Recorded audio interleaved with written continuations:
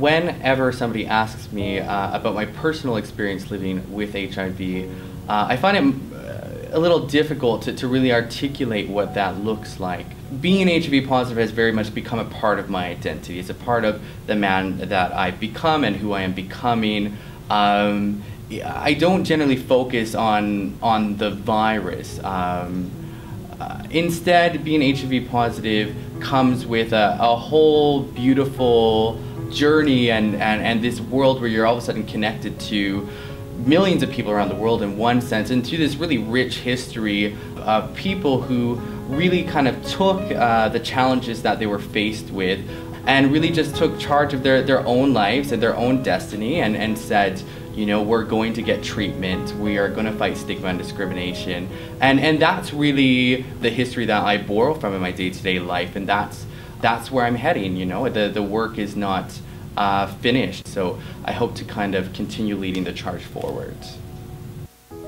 Gay, bisexual, and other men who have sex with men continue to be one of the most disproportionately impacted population when it concerns to HIV. You know, depending on the statistic you use, men who have sex with men or MSM make up, you know, probably less than 5% of the population, but continuously have been making up around half of new infections, which is ridiculous. It's entirely ridiculous, and there are numerous reasons for that. And when you look at the populations that are most impacted by HIV, you know, you're looking at men who have sex with men, you're looking at the Aboriginal population and African Caribbean Black population. And really, when you take each of these groups, you can see stigma, discrimination, barriers to health care, and whatnot. And so until we really solve those, because it's not so much as saying, oh, how do we solve this problem? Really, there are a lot of social determinants that come in there that really contribute to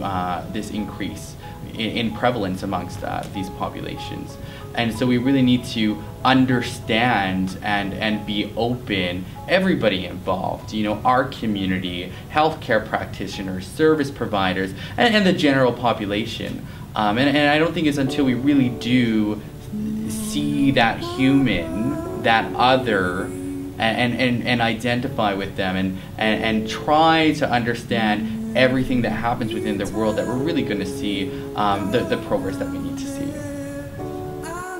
I guess what I want people to know is that even though that there are many challenges that face us in getting to zero new infections, zero new AIDS-related deaths, and zero to stigma and discrimination, is that it is possible. You know, we have come a long way in terms of our journey as people who are living with HIV, and allies as well.